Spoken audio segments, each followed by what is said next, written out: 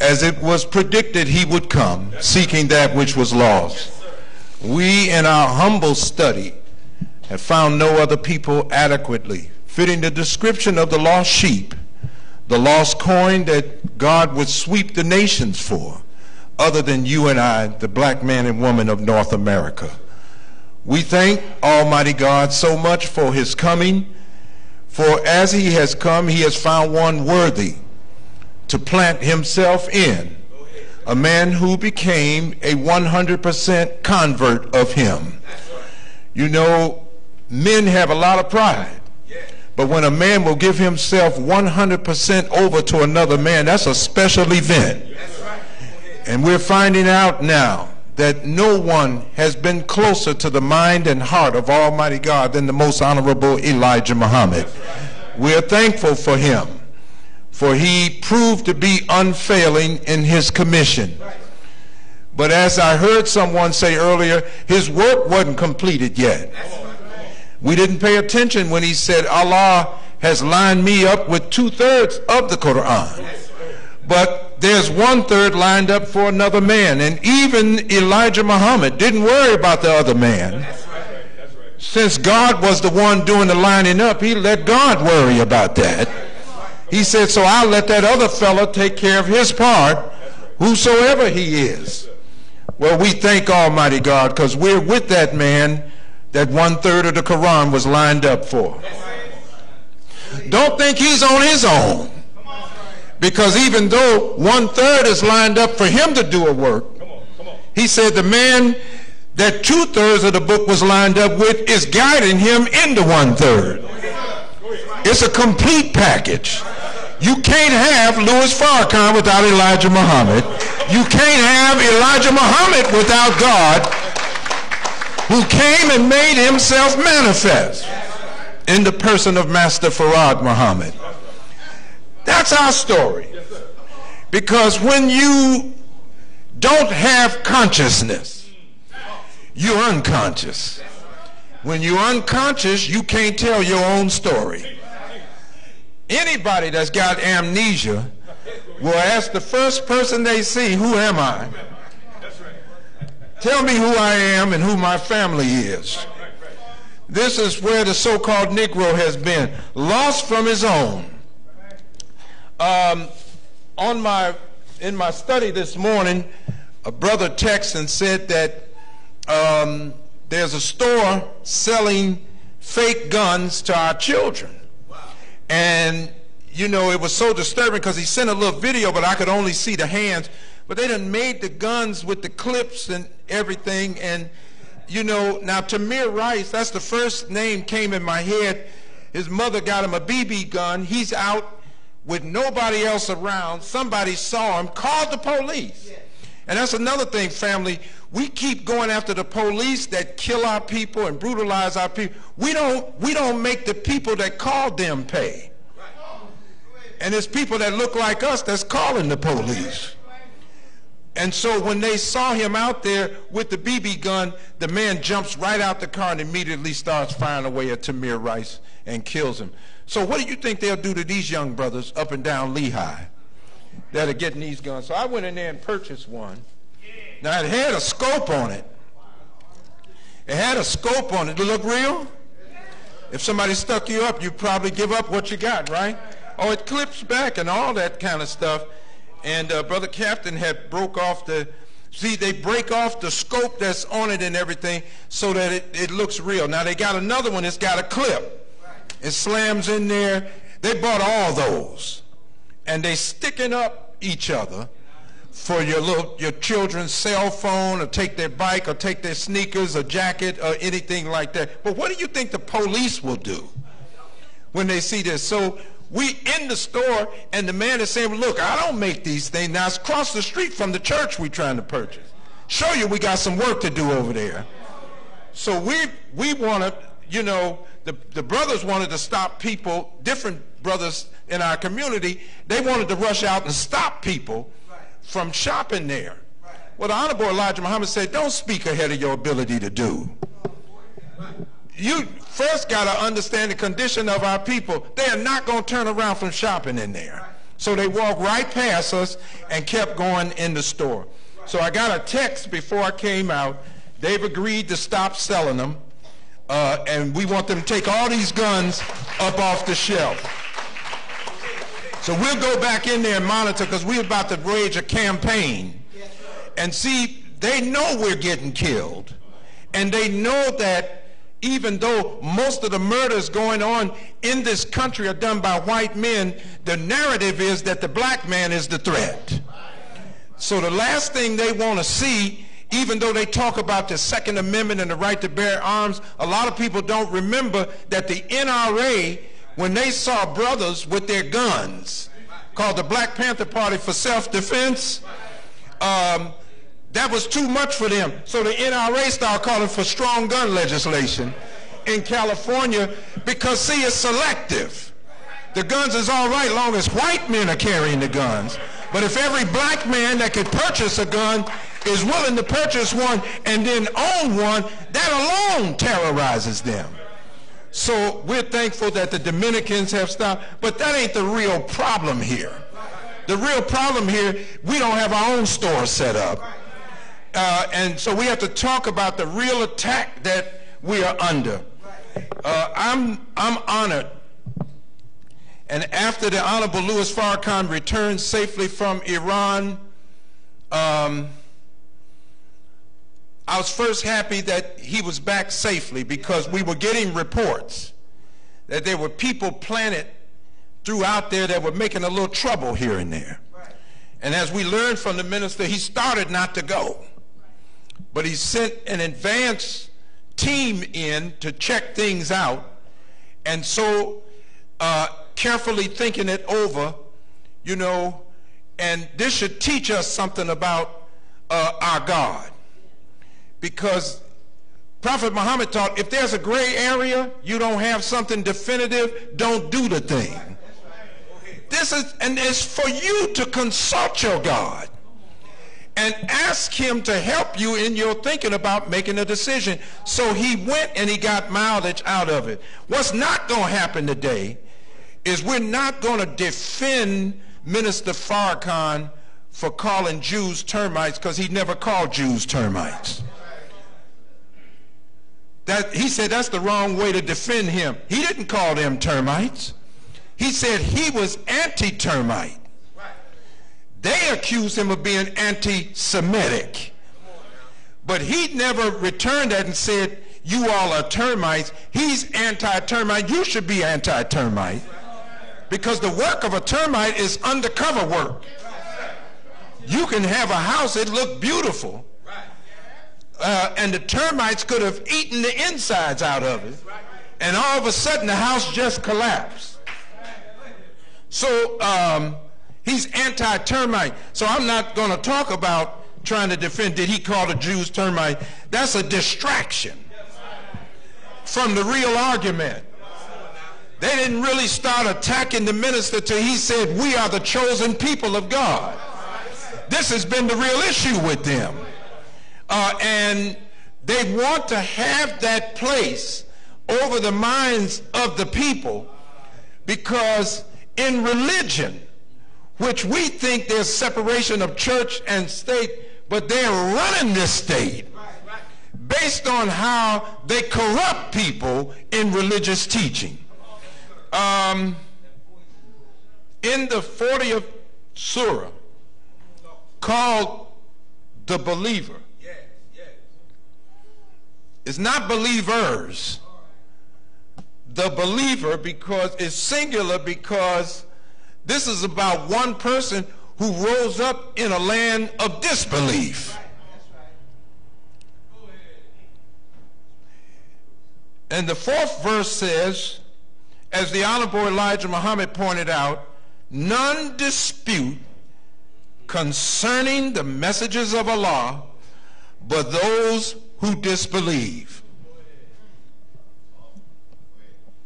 When somebody disputes the Honorable Louis Farrakhan's leadership, when somebody disputes the message that he has been giving our people for over 3 decades, don't run in here like somehow they got some damn legitimacy. They're disputing about the message because they don't believe in it. So don't come in here, coming to me like they're believers that are somehow struggling with the message. They're manifesting disbelief. And disbelievers, because if you believed in any kind of way, you've been improved by the message. We don't have to go see what he's doing with the people and you got to go study some other book and then what has happened in your life. When the Honorable Elijah Muhammad was under attack, he pointed out Brother Benjamin. He said, I don't expect you to know all the things about me fulfilling the prophecies and everything, but what you know of me, you could have said that. What do we know of Louis Farrakhan? He's a good man. And if you pull fruit from a tree, it identifies the work of the tree. Trees are known by the fruit they bear. Men are known by their works. Whatever I say of good and whatever I do of good, to that extent, I'm a product of the work of the Honorable Louis Farrakhan. Has your life improved any? Because if it has, there's your testimony right there. You can start right there. It's good when we know other things. We're charged with study, but study yourself. That you have come under this light. What has happened to you? Now, when I came to Islam, I remember Judge L.C. Hastings being under attack. And the Honorable Louis Farrakhan, immediately among all black voices in the land back in the early 80s, he went to L.C. Hastings' defense. I remember when Skip Robinson was coming into conflict down in the South because he band some of us together that had enough courage to fight the Ku Klux Klan. You couldn't find civil rights leadership getting behind Skip Robinson, but the Honorable Louis Farrakhan went to his defense. There were other people attacked over the years. Some you have seen, some you have not seen. But the man that you see, Louis Farrakhan, went to their defense. Even some people who attacked him. After the Million Man March, the Reverend, his name will come to me, Lyons, yes. Lyons attacked him, but Lyons began to do a work among church pastors, threatening them with retaliation if they allowed Louis Farrakhan into their churches. They know that his preaching of Jesus in the church was so effective that when he called for 1 million men to come to Washington, D.C., and nearly 2 million came, 85% of them were Christians. Many of the Muslims thought they know better than Farrakhan. We'll get to that in a minute. I heard a Muslim imam say, I would not go because I didn't want to legitimize the march. Hell, your staying at home legitimized it. We didn't need you there anyway.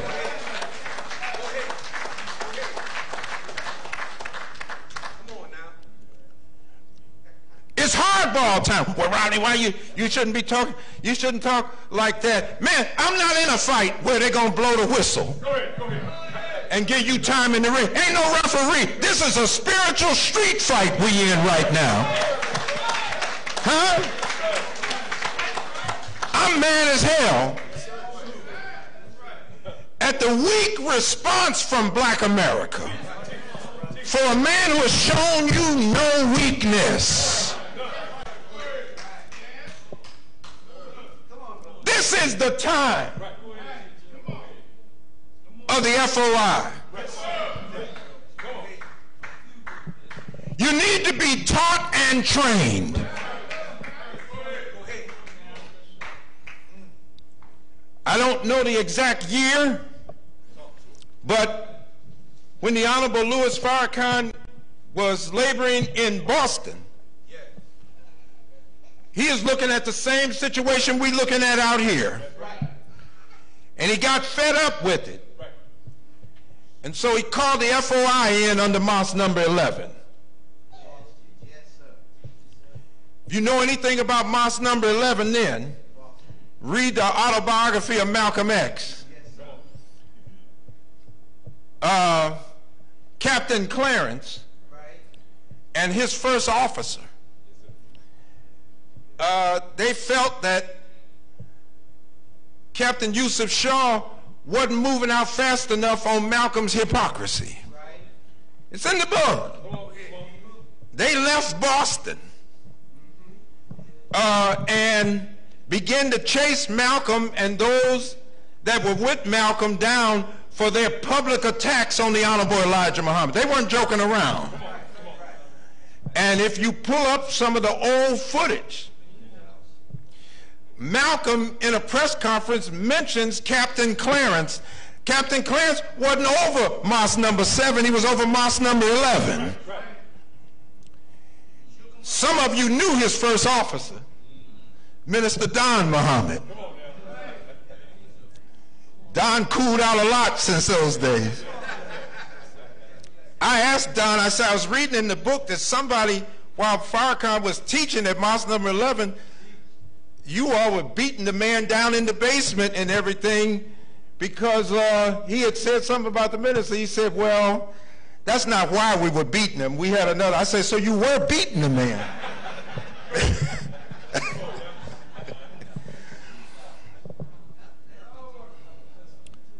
The minister just said, see, we see a lot of manifest hypocrisy today because the field has been left open for you to manifest it. But the brother just came back from Sunday sitting at dinner with the minister. He said, in my day, you didn't see that many hypocrites because the lieutenants had squads that shut them up. You didn't get to go around the mosque whispering and doing a lot of different things.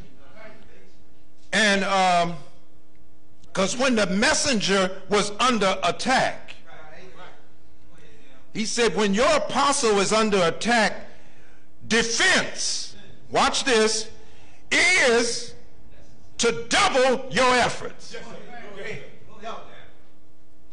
You want to see real defense for Farrakhan, double the sale of the newspaper. That's what the messenger said in his day. If you want to see real defense of Minister Louis Farrakhan, double in the giving of charity and double your efforts in bringing lost found to the temples. I just was reading it from the Honorable Elijah Muhammad, guiding the nation. He said, when your nation is under attack, rise up. That's the first thing, and then double your efforts. And it's all right to level a defense, but what we have to do to show the world, because ain't nobody but a handful of us behind the minister on a weekly basis without fail. So the objective has to be to weaken us in our resolve to help the minister. So here, those who dispute concerning the messages of Allah are those who disbelieve, but watch what it tells us. Let not their control in the land deceive thee. What do they control? They control the media. They can take an innocent man and make him look guilty. They can take guilty people and begin to water down the crime And ultimately, the man or woman who was straight out guilty starts looking innocent. They do this with language. We got a crook in the White House. But if you went to Fox News, you would see the spin that they put on it in an attempt to make him look less threatening than he really is. So I want to look at something. Almighty God, the Honorable Louis Farrakhan teaches us, when he makes a decision, generally eons of time are wrapped up in that decision. God's plan from the beginning was perfection of his creation. And you can't perfect creation without perfecting the man. Every creature got his own religion. The bee doesn't need Sunday school to learn his religion, because his religion is factored in his nature. So he gets up and he starts working in accord with his nature. The cow doesn't have to go to Sunday school to find out what its religion is, because the religion of the cow is factored in his nature. Every creature that we know of in Allah's creation, they don't have to go to another species or anywhere else to learn their religion. Their religion, which is not all this ceremony that we understand religion. That's what confuses us. Religion is what you practice, not what you preach. So teaches the Honorable Elijah Muhammad.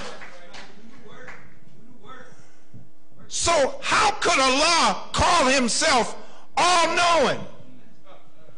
How could he call himself all-wise and take every lower creature and factor their religion in their nature so they would know what to do to please him, and then take man and woman, the crown of his creation, and leave us confused and disoriented over what our true religion is?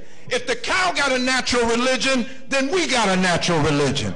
If the bee has a natural religion, then we have a natural religion. And the only reason we're not up practicing our natural religion today is because we're under an unnatural people whose ways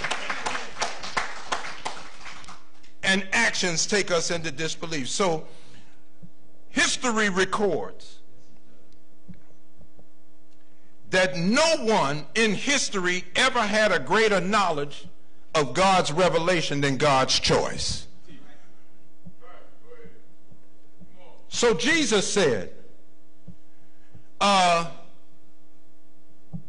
student is not greater than the teacher.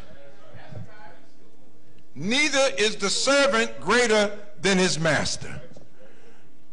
Why is he even teaching that lesson? Because see, after you get a teacup of wisdom, you think the one that gave it to you might be slipping, and now all of a sudden you know more than they know.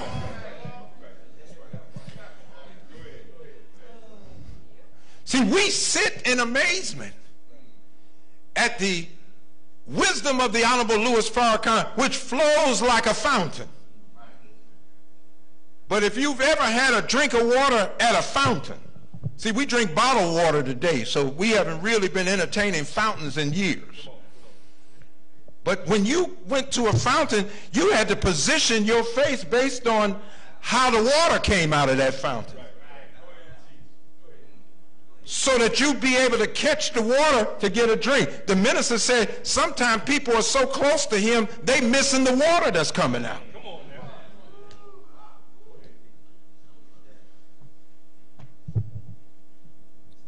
The world got us real confused and very carnal in our thinking. There were people that were right up next to the Honorable Elijah Muhammad physically. And they used to keep Minister Farrakhan outside of those meetings. But like a fountain, he was spewing out wisdom. People were sitting right up next to him but wasn't getting a drink. I'm so glad that you kept Farrakhan out of that crowd from around the Honorable Elijah Muhammad, because today I can get a drink because a man got one. And now he's able, like a fountain, to give me a drink. And a drink to the world if we got sin. But ain't nobody disputing about these messages except people that have gone into disbelief.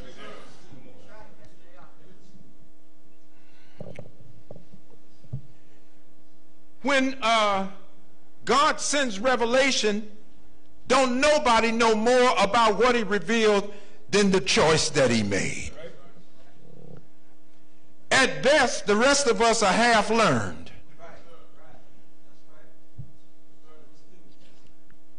Do you remember reading how the traitor came amongst us?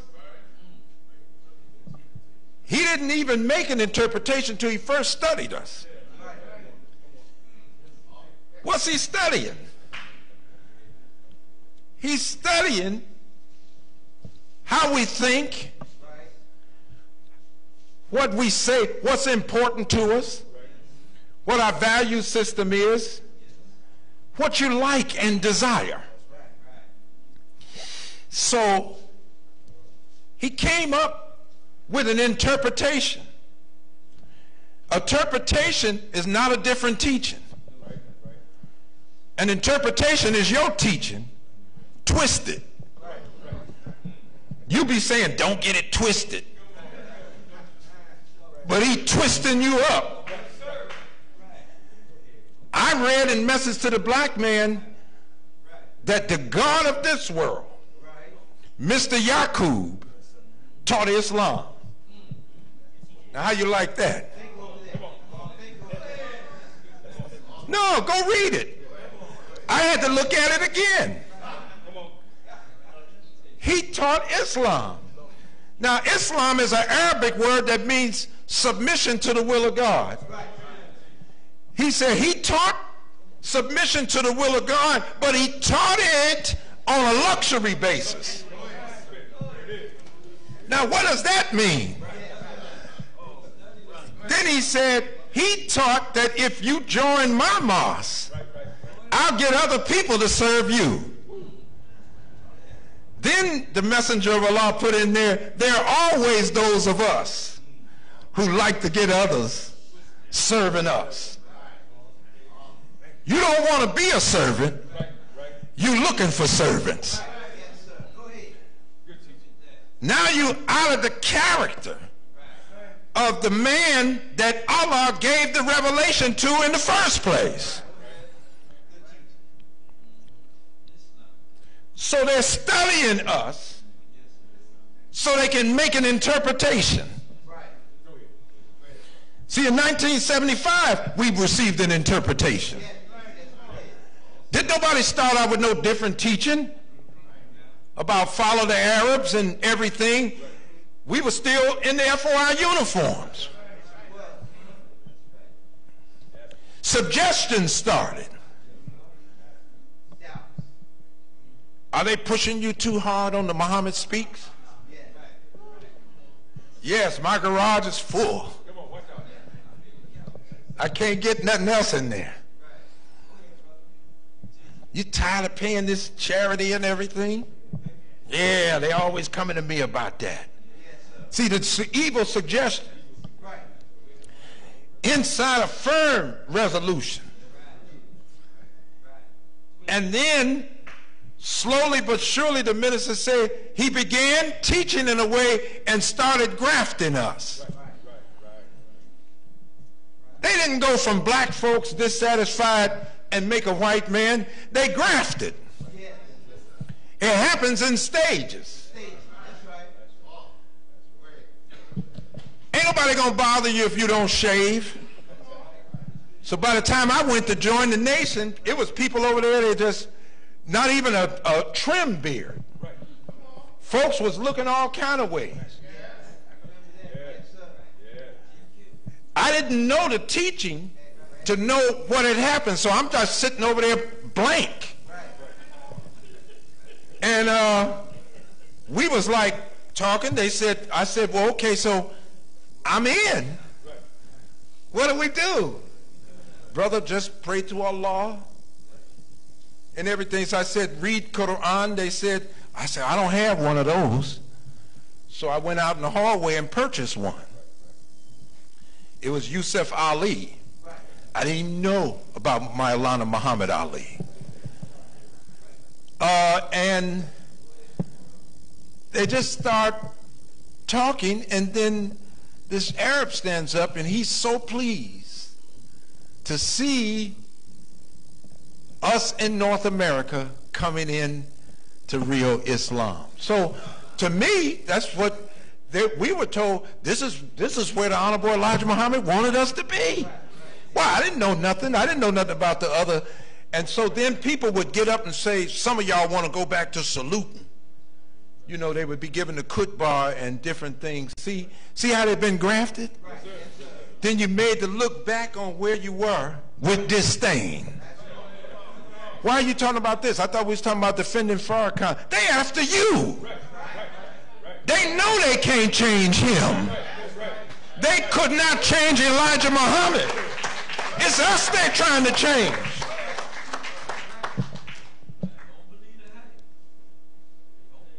The best light to see Allah's choice in is through the servants of Allah, the prophets, that spoke out of God's thinking and plan, and that plan factored in the time that we're living in. Now that's the best way to see him. That's why I went to the scripture, because you may read a newspaper article and say, oh, they're attacking the minister in that. But what kind of mind are they attacking him out of? They're attacking him out of a mind of people that want religious supremacy over you. And they know that he has what it takes to break your chains. Allah has given him that. Two of them are backing him up.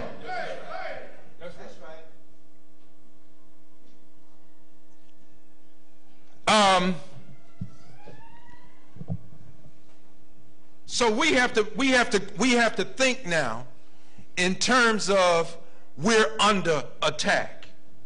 When you can attack a people, you control that people's history. Doesn't he pretty much have control of our history? Yes, he does. That's why they went to get Henry Louis Gates to try to water our history down. There's truth in what Mr. Gates gives, but he interviewed the Honorable Louis Farrakhan for hours. And when he went public, you can't even tell he talked to the minister. So it don't represent Minister Louis Farrakhan. What he did. They need everything watered down. Because when you're 100% wicked, you will not keep and obey the law of Islam. Don't think the law of Islam is something foreign to you. It's foreign to him.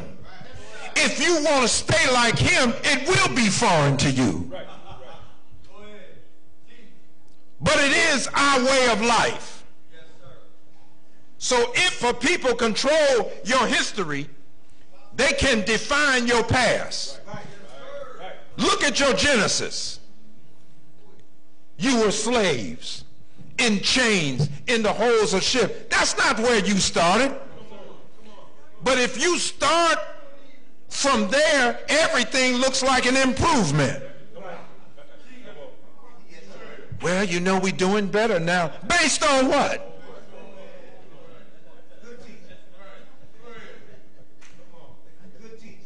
Well, you know, we're able to get this, that, and the other and everything now. You're getting ready to get rejected big time. The minister said the more white America rejects you, the faster our people will come together. Everybody knows we need to come together. Isn't it something that we can't seem to do it on any basis? and play brings most of us together in larger audiences than anything that's conscious raising. The other thing that gets us and confuses us is that we don't understand that white supremacy does not need a white person to act. Come on. Go ahead. Think over that. That's why the Honorable Elijah Muhammad used the term the skunk of the planet Earth. The skunk doesn't have to be present for you to know that he's been there.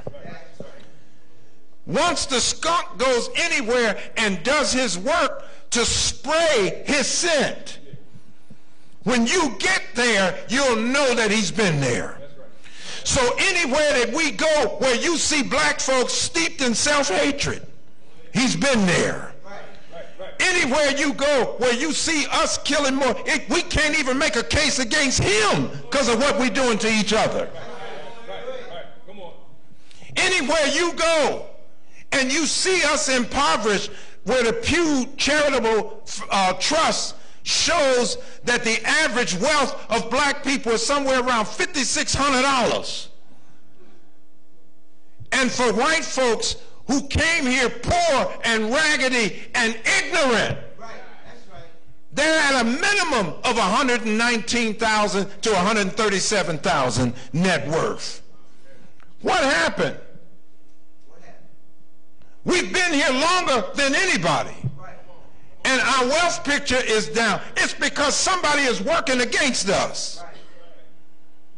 And by us not knowing our past, we can't regulate our present. We can't even predict our future. So we've been made a dependent people. But what the Honorable Louis Farrakhan is concerned with after his trip to Iran is what he calls cultural imperialism. Cultural imperialism. In other words, you waiting on the enemy to come really fight you, and you already under attack. He's giving you a way of life that will guarantee your displeasing your God. Iran is getting ready to let McDonald's in.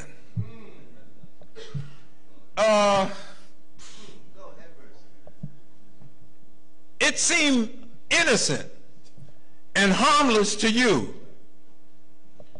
But when Iran lets McDonald's in, you'll start seeing some of the yearning of younger Iranians to join up with the rest of the world, that we in a cultural conflict right now. And in the 60s, the way you fought the enemy, they always said, you got to attack the enemy inside of his own strategy. In other words, you're trying to culturally affect us in a way that will degrade us. They use our rappers, a natural talent that came out of the strained living that they cornered us into in America. Look how they took it and they made it toxic, so that a culture is built that took manhood and turned it upside down. So now being a man doesn't even involve taking care or maintaining a woman. Not when you're using the B word to refer to her. Once you get a generation like that, that's all you need. They're going to feed it to the next generation. And it'll only get worse. The other thing that they're seeding into the population is homosexuality. People aren't just being born seeing themselves that way all life. People are being scientifically turned. Notwithstanding that he's using chemicals and a way of life, we're under cultural attack. And we don't have a culture to adequately combat them, because even when we're trying to live better, we're living under his way. and civilization, which is contrary to your God, which is contrary to your nature. We're not talking about a God that overlooked giving you a nature that if you lived in that nature, you would absolutely please him. Because if you and I lived in that nature, we'd have peace. So, the strategy is to change our way of life. So look what God does. He comes and starts setting up a culture. In that culture, he had to go after something that would make truth live. How do you do that, God? Start them off with actual facts. Because actual facts don't allow you to get emotional. The facts laid out, as Al Sharpton always said, we can disagree about opinions, but we can't disagree about facts. Facts are what they are. Now you can put your spin on them or color them whichever way you want, but the facts are what they are. And actual facts can't be changed except by the God who put creation out there in the first place. You can go out and try to steam water up out of the oceans and the seas and everything, but the water content is going to remain the same on the planet because it's an actual fact. You can dig in the earth and throw rocks everywhere you want to, dirt everywhere you want. The earth's still going to weigh 6 sextillion tons. A unit followed by 20. Well, you know they've been blowing up the earth and they're taking this away. They can only put it somewhere, and what you throw away, gravity will bring it right back. You say, but if we steam the water up, Brother Rodney, the liquid is no longer there. Yeah, but it's still matter. So solid, liquid, or gas. And once it condenses, it'll distill right back to the earth. It ain't going nowhere. Guess what? You're not going nowhere.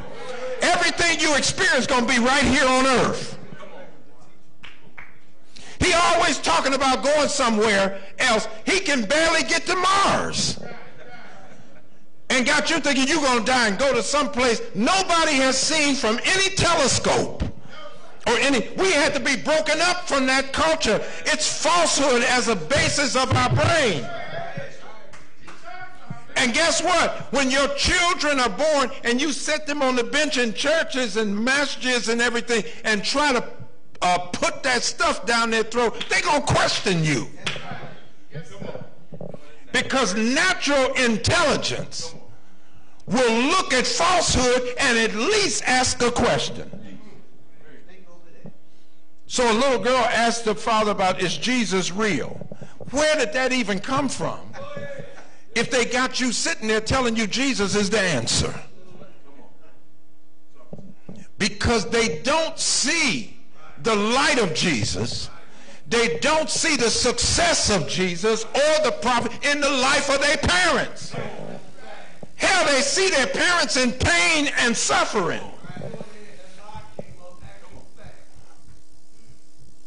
How do you defend coming out of it? You defend it by defending the defender, Louis Farrakhan.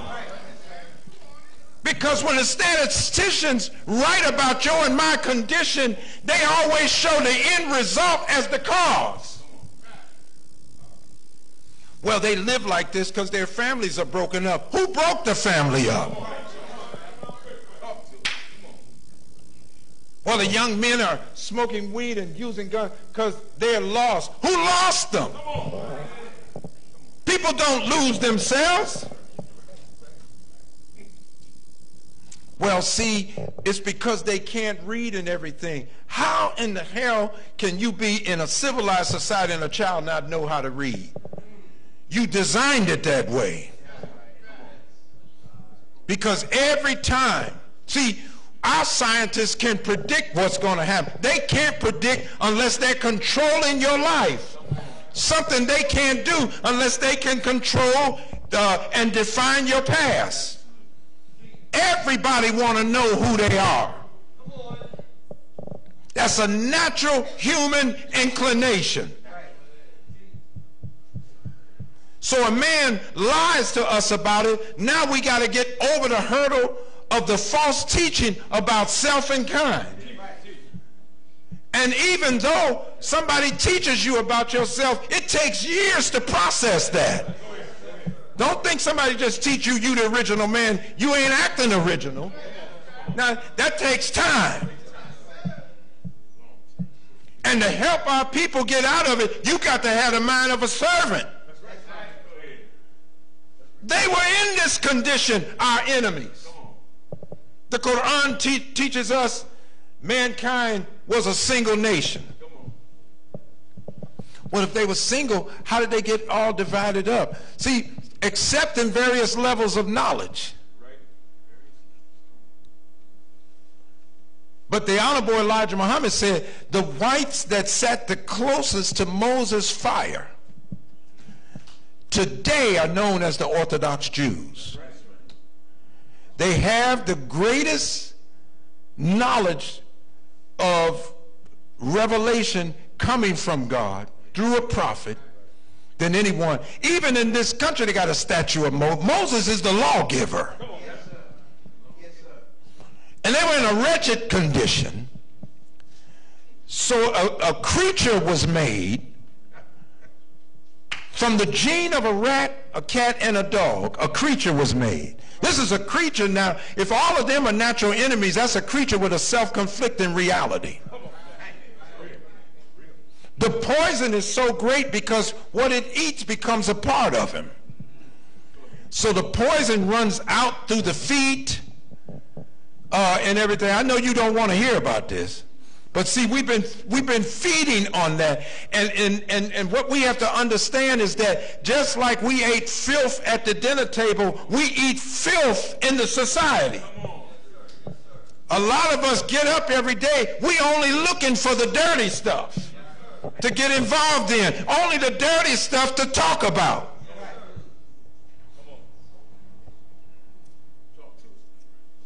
But try to talk to somebody about being black and conscious raising material, and somebody will tell you, get away from me with that black stuff. What white person tells someone, get away from me with that white stuff? Just think about what we're saying now. But we'll be the first ones to say it because the mindset that we're in is designed to fight that. The best weapon in the hands of the oppressor is the mind of the oppressed. And so that's what they're using to it. So what we have found is that the Honorable Louis Farrakhan is breaking this up. A higher knowledge of religion, he's teaching because it's necessary to awaken us. Because they use religion to put us to sleep. Right, that's right. Malcolm said, if you buried there, we can't get you out of the grave except we go to the graveyard that you're in. So the Honorable Elijah Muhammad didn't put the Quran on us, he mastered the Bible. That's what we were buried in, under signs and symbols. And we had to study science in order to break down the scriptures, because scripture is the highest manifestation of science, so he taught us. It's the Bible, the words of the prophet, they've been cast into metaphors. So when Yaqub is grafting men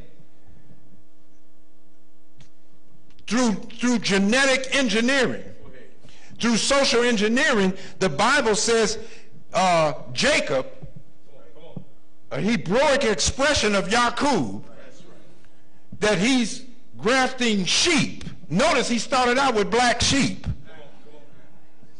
That's in Genesis. That comes from the word genes. That's a genetic work.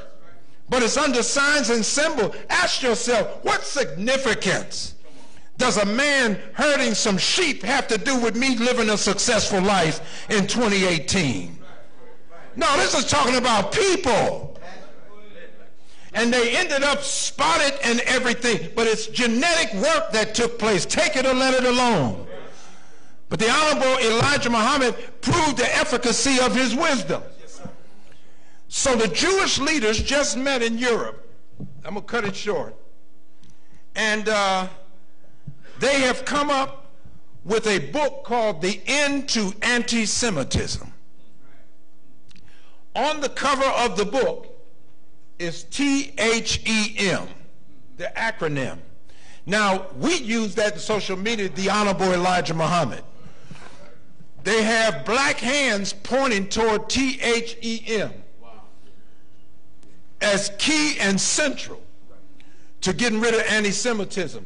In the talks that they're having, this book has set up a catalog of policies that they believe are designed to help put an end to anti-Semitism.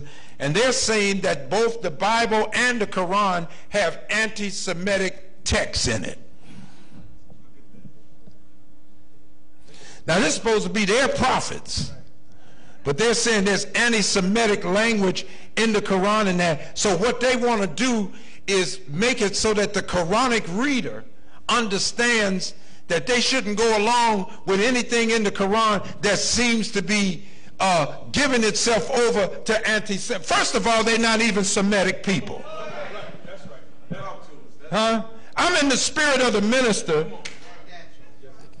where you tired of somebody bullying you. So you go and tell them, come on out. That's what's on the head of the Final Call newspaper. Come on out, because we're ready to deal with you. And what I have not shared with the world about you coming out of the caves and hillsides of Europe, see, that's a hidden history that our people sometimes don't care to hear, because you think we're putting white folks down. They put themselves in that condition. All we did was took them away. We didn't tell them to go live like that in the caves. We just took them away from us. And when they get us away from them, we fall down on all fours just like they live in the caves and hillsides of Europe. We're living a beast life even though we're in human form. A beast is only concerned with eating and sleeping and sex. You telling me there ain't some people live like that? There are people that are talking today, their whole conversation, man, I'm hungry, I'm going to get something to eat.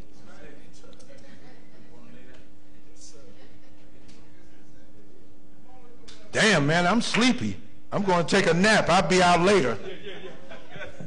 That's a fine sister over there. You don't care whether she's married or not, because see, once you're a beast, nothing you do is in a moral context.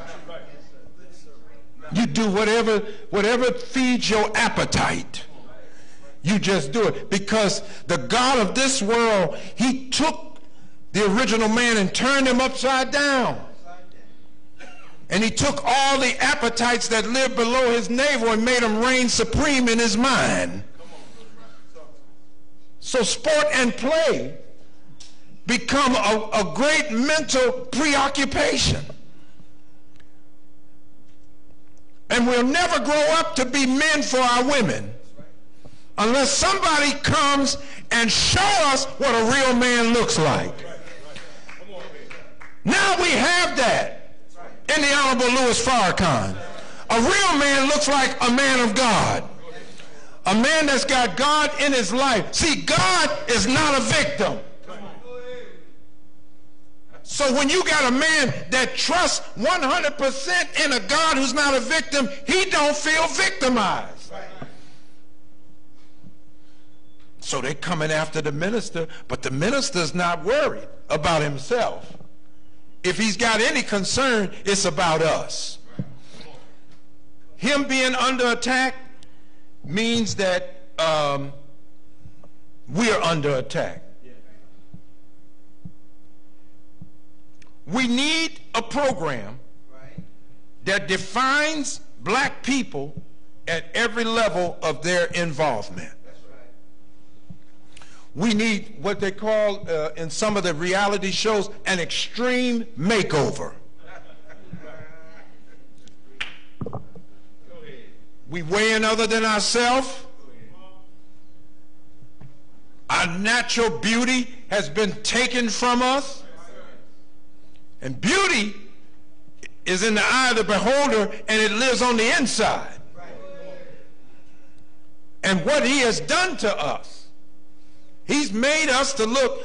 Some of us were going to crusade this morning to deal with a situation in our community where we know the enemy will come in and look at our young brothers, how they're dressed, how they talk, how they're walking with these play guns that's got the clips in them, and they're going to be an easy target. The brothers that were coming to meet us to try to stop this situation don't look no different from the people we trying to save. That's right. Come on. See, we need somebody that can teach us how to dress and cover down. We need Louis Farrakhan. And you won't get Elijah Muhammad without Louis Farrakhan. And we need him now before he's gone.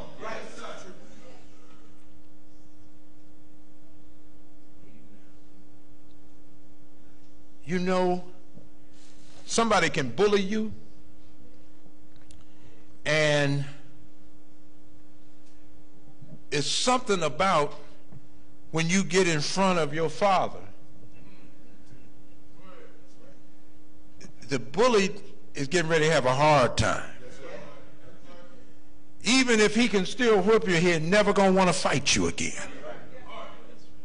It's something about when you get by your house and your father tell you, you better not run from that punk no more, and say, but Daddy, I can't beat him in that, but you know your father's looking at you. You say, damn, they done made a big mistake now. My back is against the wall. You're in for a street fight now. I might grab half the fence and try to rack over your head. I don't care what I use. You getting ready to get a fight out of me now. Well, if you really believe your father is looking at you. See, the disciples were shaky when they were with the master. But it was something about when the master says, I'll go away. And see, we keep talking about, you know, when he comes back. He ain't never said nothing about coming back. But he did say, where I go, I prepare a place for you that I'll bring you even unto myself. But he never said, why would he go prepare a place for you and then he's coming back here? Come on, right. Come on.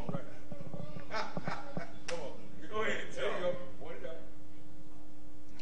When you know your father's looking at you, your back is against the wall, you're ready to fight. So, over the weeks coming, I had everybody that's trying to help us in the ministry come before you today, because the minister said, you think, this is what he's telling the enemy, you only got Farrakhan to deal with. I wanted you all to get an understanding of what's here to do. And guess what? The voices you heard today ain't even fighting yet. Come on. Say that. See, because we got the minister here.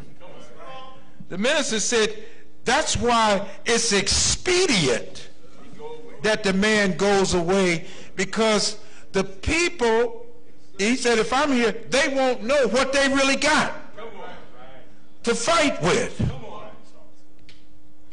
And see, having one man that they can follow around, that's a problem. But what you gonna do when thousands of men stand up and start sounding off on you? How you gonna follow that? What you gonna do when a community starts rising up on you? And if you think you can send Negro imps in to get us to start killing one another, you ain't seen killing yet. And the Honorable Elijah Muhammad said that those that are with me, because the minister just said when they attacked temple number 7, the messenger asked him, what did he do? And he did go downstairs, but the messenger said everyone that came in the mosque to attack should have been killed. And when one of our brothers, he reminded us, was killed at the radio station, the Honorable Elijah Muhammad said, if the man that killed him is not dead by morning, I will disown all of you as my followers. The minister said within 14 hours that man was gone. Another sister was hurt. The messenger didn't want to hear nothing about, he like Brother Neary said, you up taping it. The hell you look like you videoing it. That means you had to be there. How were you there and let that happen?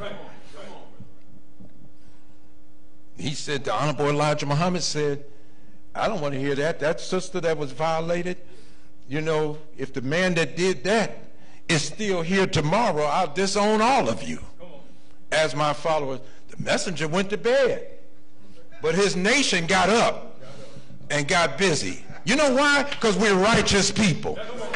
We don't bother nobody. We don't carry no guns. We're not bullies, because we're not trying to be the aggressor. But when you fight, you got to stay in righteousness, because righteousness will sustain us. So teaches the Honorable Elijah Muhammad. Our first offense is to rise up and double our efforts. So we have to double our efforts in our giving to the nation. We have to double our efforts in the sale of the Final Call newspaper. We have to double our efforts in going to get lost found brothers and sisters to understand this is the light you've been looking for. This is the voice you've been waiting to hear all the days of your life. And when we double our efforts in that way, they'll know that they have not weakened the resolve of those that are with Minister Louis Farrakhan. All that's got to happen while we're leveling a defense of the minister. I end with this. When a lot of people was traveling this weekend, and you know, folks got their flights coming in, going back and everything. What people don't understand about a flight plan is, until the air traffic control can tell you exactly where you're going to land,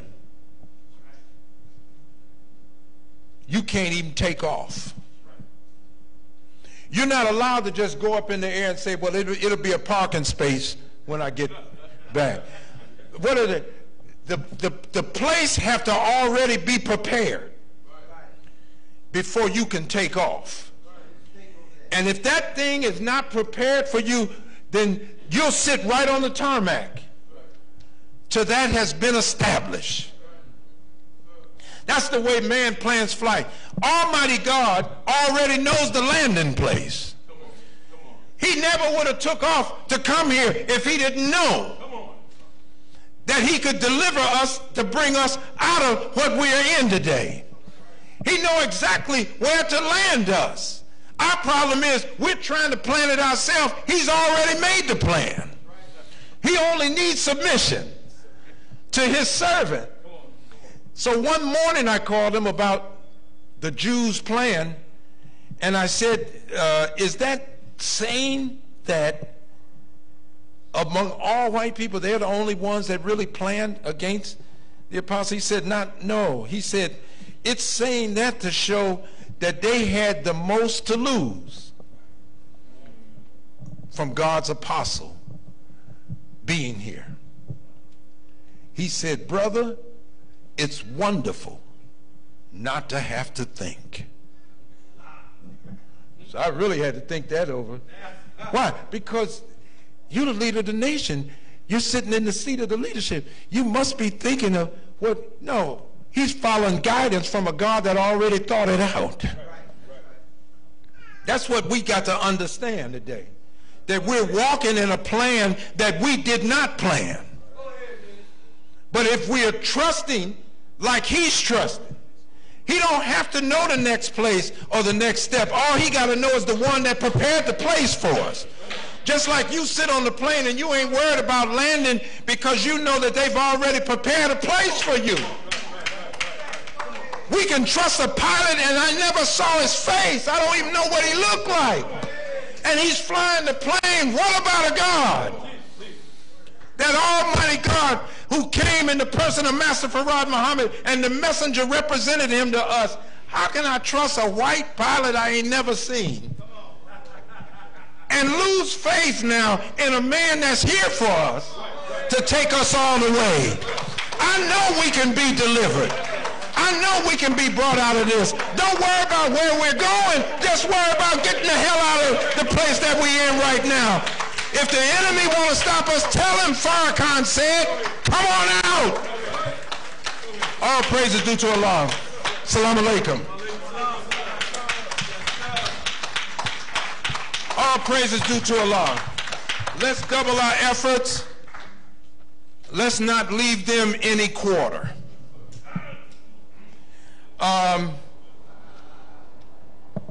Go back over what we've been taught. Don't be afraid of it. Go back over one meal every 24 hours. And don't be afraid of it. Don't modify it. Fasting 72 hours every month. Go back over everything that he taught. Don't act like that was for then. That's more for now than it was then. Back when that was revealed to him, most women cooked food at home. Now you got 70% of us, we eating processed foods or we in the street. How to eat to live got more to do with right now than it did in 1930. All we had to do in the 30s was get off pork. That's right. That's right. But we knew how to cook. And even a woman who was a lost found went to the store and knew how to get a bell pepper or onion, potatoes, and that kind of thing. Somebody was trying to teach the truth about Thanksgiving yesterday and said, well, they murdered the Indians and everything. And this black woman said, can we just give our children a break? Most of them are eating processed food all year. This might be the only day they eat some home cooking.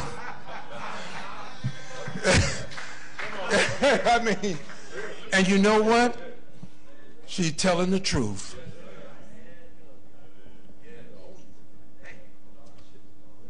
I sat some young men down for a dinner, and they didn't even know, they had never experienced anything like that. I just thought every child experienced something sitting with family in that. So they had never experienced anything like that. We're taking too much for granted out here. And it's because we're living like an ostrich with our head in the sand.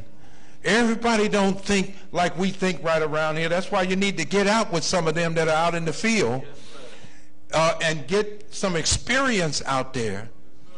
And I'd say this going off, the minister said, we haven't been in any fights. And he said he don't know whether that's good or bad for us. Because, you know, if we had been in some fights, we might end up fighting each other. Who knows?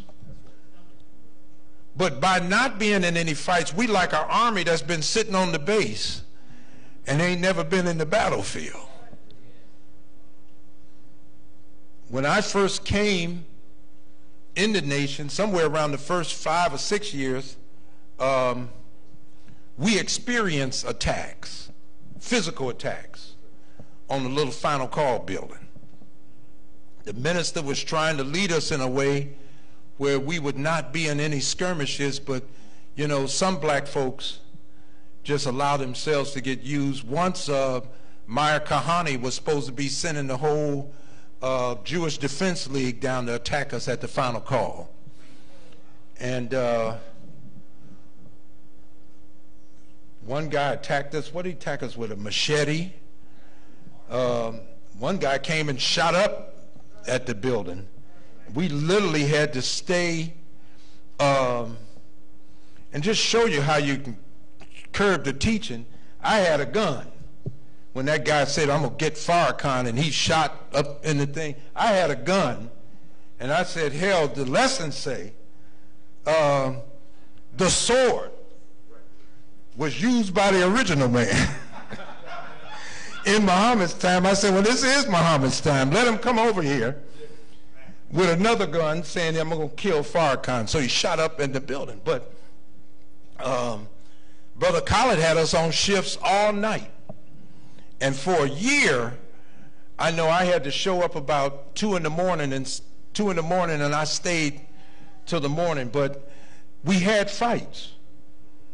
We had Del Grotto attacked at the back door of the Final Call building by a group that was trying to do a home invasion on us.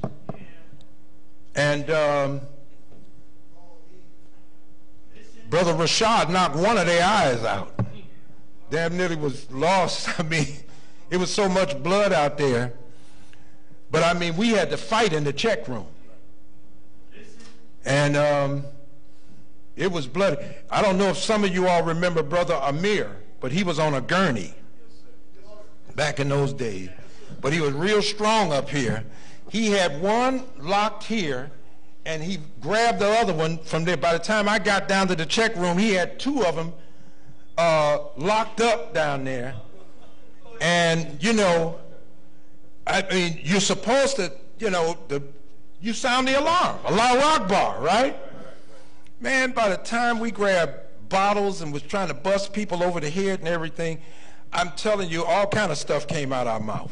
So to show you, you just a breath away from being a Negro all over again. By the time I was MFing and everything, because I was so mad, they was attacking us. Yes, sir. Yes, sir. But I'm telling you, my first night in Philadelphia was a Friday night. And I got off the plane in 1991, and I said, well, brother, before I go to the hotel, I want to go by the mosque and look at it. We were next door then. When I got here, the brother broke in to the little place we had next door.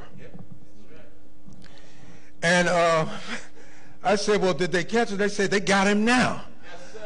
When I heard him screaming in the back, I said the brothers had got him already. We was in the back.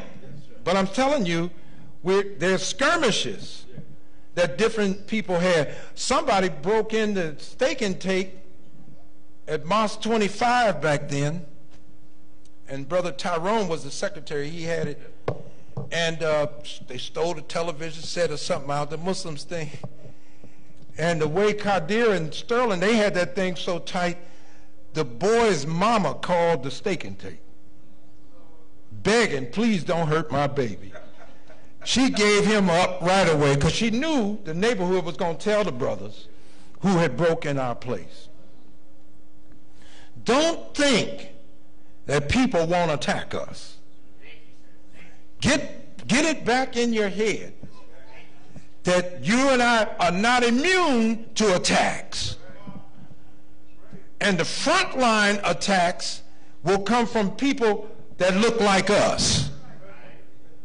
But soon the white man will be here. And he'll have an excuse for trying to come in on us, to hurt us.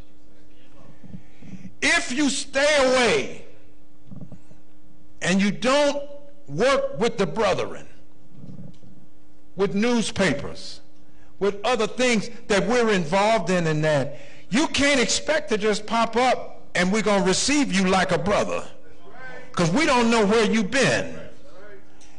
And so we don't know your real motivation for your return.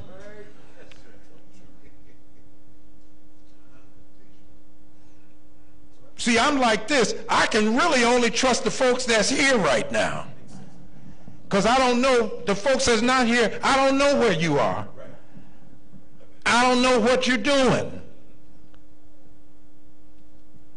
And I'm bringing all that up only because the minister is bringing it up. He's concerned about how it was in the nation and how it is now, and it ain't the same. Let's just be honest.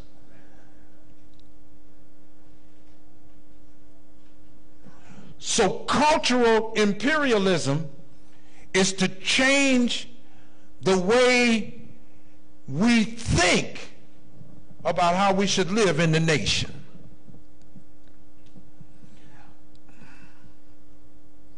The law was so strong in the temples of Muhammad that people turned themselves in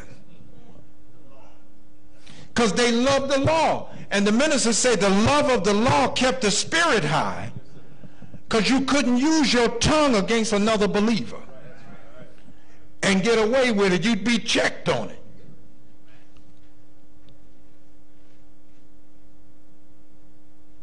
Love the people that's here until they give you a reason not to love them. Does that make sense? I think that's good teaching. If they're here, love them. Because why would you hate the one that's here saying, I'm going to get my people because I love them? Some of your people are already here. And they've already accepted the life-giving teachings of the Honorable Elijah Muhammad. Let's try to love each other and work together with what we got so far.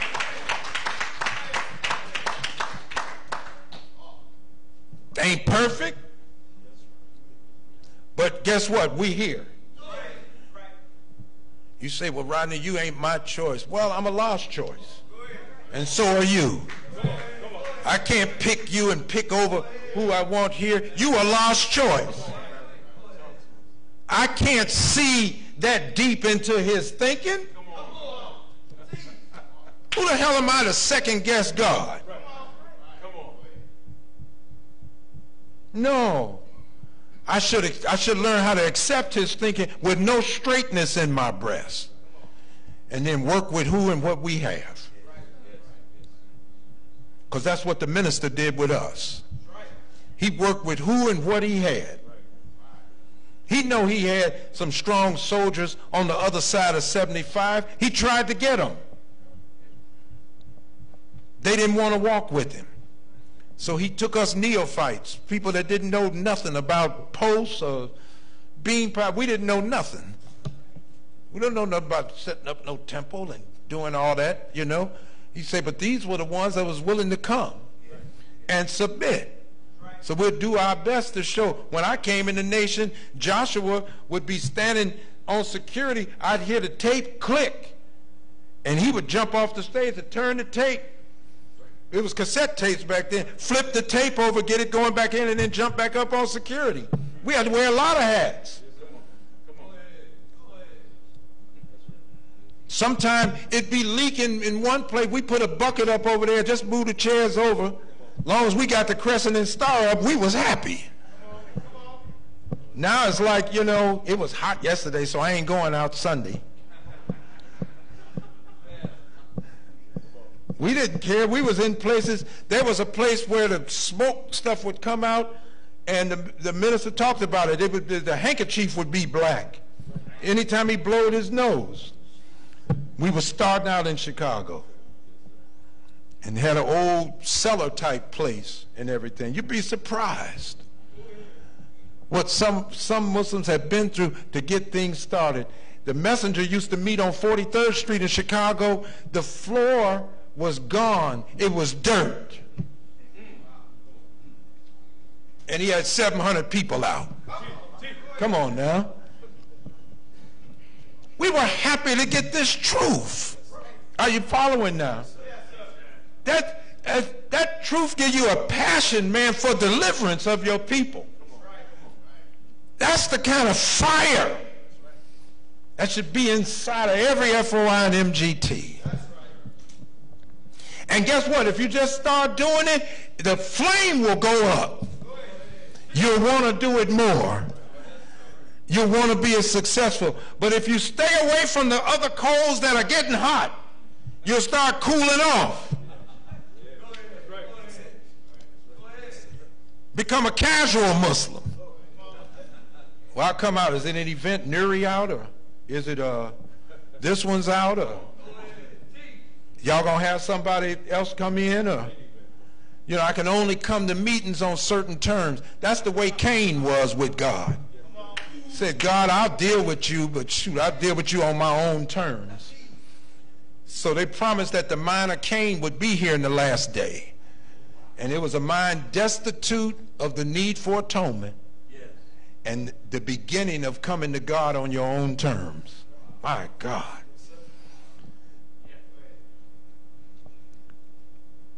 So the minister needs our help right now. So let's decide that he's going to get it with a double effort. I'm going to do everything I can to go up from the 50 final calls. The enemy got to know. You say, well, how will he find out? He got folk in here. They'll tell him. They over there at number 12 trying to double up. We thought we were going to cut it down in half. But they're trying to double up the thing. We cut their numbers in half, so that ought to cut production down by more than half. But what we should be showing him is that with lesser numbers, we'll double up. Righteousness will sustain us today. So may Allah bless us and keep us. Brother Joseph will close us out. You know, we'll talk. I hope nobody shopped on Black Friday. Huh? Did y'all catch that sale? Okay. Well, may Allah bless all of us with the light of his understanding. And you know, we got one more month left for a good run. And what we need to show our headquarters is that we good producers down here in Philadelphia. The rest of the Delaware Valley has already been primed now to really produce. Some of them are going over the 100% in the obligatory charity, and that's our national center. When we don't support the national center, the minister can't let the flag of Islam go down, so he goes in his pocket to keep everything going. If we sell the Final Call newspaper and pay the obligatory charity, we help them to meet the expense column, okay?